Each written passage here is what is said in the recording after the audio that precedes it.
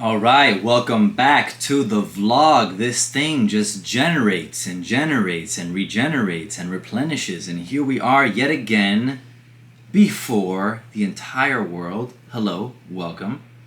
This is vlog number 18. We are legally doing this. And jokes aside, puns aside, I do have some topics on the forefront of my mind. And I'm going to try to do this as anonymously as possible, but it's in regards to a class I teach. Subject matter doesn't matter. The student, in particular, doesn't matter. I want to extrapolate from this situation maybe some general observations. So, in this class I teach to about 25 students, there's a lot of interaction, a lot of paired activities, a lot of group activities, a lot of share in front of the class. And one student in particular, who I knew studied philosophy, or is studying philosophy, that's her major. I'm blowing it, I'm giving away all the details. Well, anyway, so I know that she studies philosophy.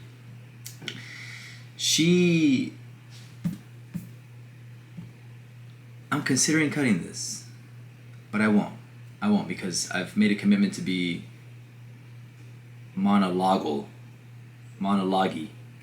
So, in fact, there are two ways to hide the truth. You either don't say it, or you just pile on so much truth that it gets lost. So I'm hoping to obfuscate that with the second method. So, okay, everyone who wasn't going to listen to this has tuned off, but you stayed because you want to know what is up with this girl. What did Ivan learn? So this is what I learned. She participated so much in class, high participation, always raising her hand, always making inquisitive remarks, incisive questions. I thought she was a great student. I never looked at her grade throughout the whole semester. And a couple days ago, she asks to speak to me after class. I thought, great, very proactive. You know, the final is around the corner. Like maybe she wants some tips or just she wants to know what's on the final. I get that a lot. So I sit down with her and all of a sudden I get like the doggy eyes, the like solicitous tone of voice, and she starts to tell me how her grandfather died, you know, appeal to pathos, and also terrible, you know, my condolences. But she needs her final rescheduled. I tell her that that's an official university procedure. There's protocol for this. She says, I know, but you know, can I just take it online? I'm like, what? Like the final is in person. We all take it together because it's a closed note. There's no notes. You can't look at anything. It's like, oh, I know. Well, you think I can take it earlier? I said, no, because if you take the test earlier, then you know you're going to tell all your friends about it. And on and on and on, and she was just trying to score a goal with this exam, and then we ended up nowhere, and then she sideswipes me and says, you know what, I gotta tell you something, I'm failing this class. I'm like, what? I look at her score, and it's look, I'll tell you this, it's 2 digits, but wow, it's a heck of a 2-digit number. I tell her, what, like, If you get 100 on the final exam, you're not gonna pass. Like what happened? And she tells me, oh well, I didn't do some of the partial exams. I'm like, what? I look at her grade book. Yeah, there's a couple zeros. I'm like, you didn't do some of the partial exams? These are the quizzes. She's like, yeah, I also didn't do some of the homework. I'm like, you didn't do some of the homework? I look at this, and lo and behold, there are some homeworks missing. I'm like, what's going on? And then I look, and there's some also like completion grade videos that I had asked for everyone to submit, and she didn't even do those. I was like, what's going on? Like, you're one of us. You're a philosophy major. Like, you're supposed to be. We founded all the universities. We like what's going on? Like, you're supposed to be a star student. And she's like, no, I know, it's totally my fault. I totally slacked off. But do you think you can just open up the test for me and let me take them? What? She was asking me to bend on all these rules, break all of my sternness, and I told her absolutely not. I said, no way. Like, if it was maybe if it was one assignment or one test or one thing, like maybe even the final we could have worked it out. But no, it's like the whole semester is ruined. Why did you tell me now? I asked her. It's like, yeah, I don't know. I just did. Wow, and I ended up feeling kind of crummy, and like, obviously, I feel like I failed. I told my students this on day one, like, your grades are my grades. You know, I'm here to help you. And so I feel like maybe I could have been more proactive. I could have reached out. But what I did do is I offered everyone extra credit multiple times throughout the semester.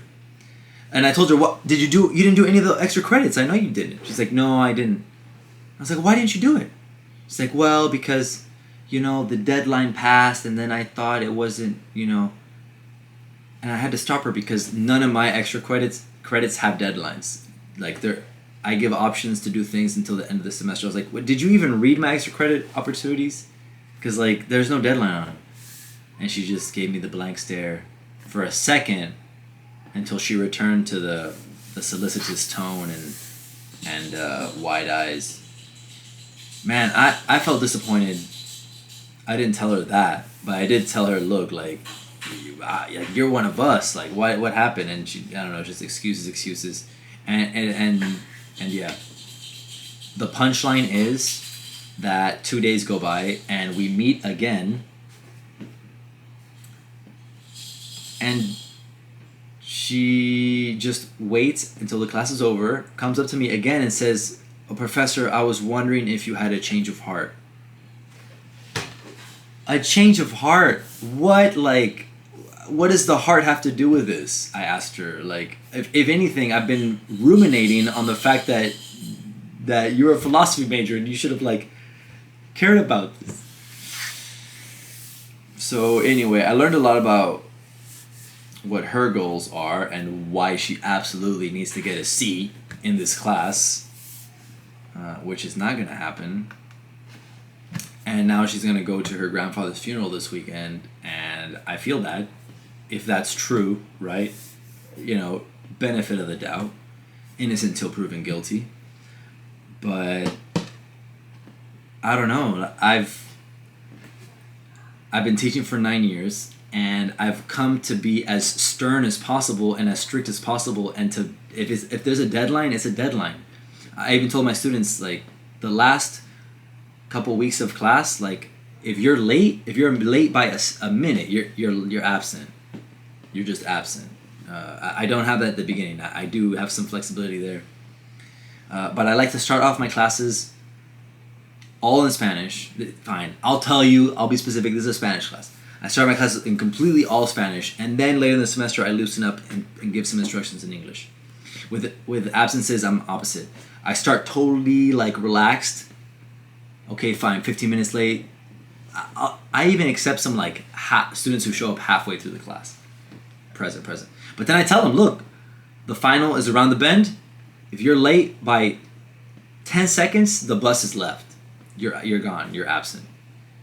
And throughout the semester, deadline is a deadline. It's a deadline. Like, the final is the final. It's the last thing. I'm not gonna stay up. No professor wants to lose summer days. Like, one of the reasons we're professors is because we enjoy our summer. So I don't know. I just felt so lost. And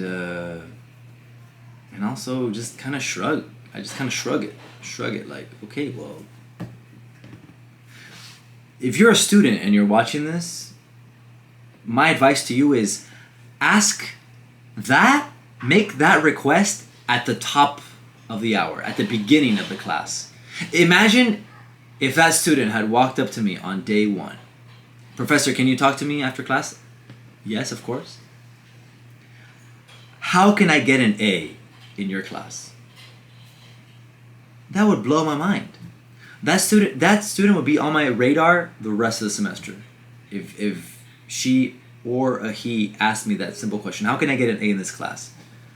If you ask that to a professor, you're gonna get some, like, rote response, some knee-jerk reaction, like, oh well, just do all the work and you'll be fine.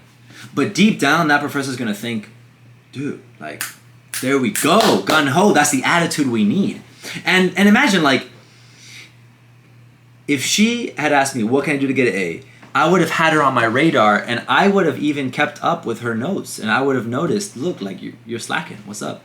And maybe we could have salvaged something. She showed up to every class. That's again, she showed up to every class, participated like mad, more than some other students who just skim by with B's. So yeah, that is the. I hope it wasn't a diatribe, nor a rant. I'm trying to keep this soapbox mode going. So that was the soapbox. Another update is in regards to the chap book. I love saying that word, chap book. It kind of pops, no? Twice.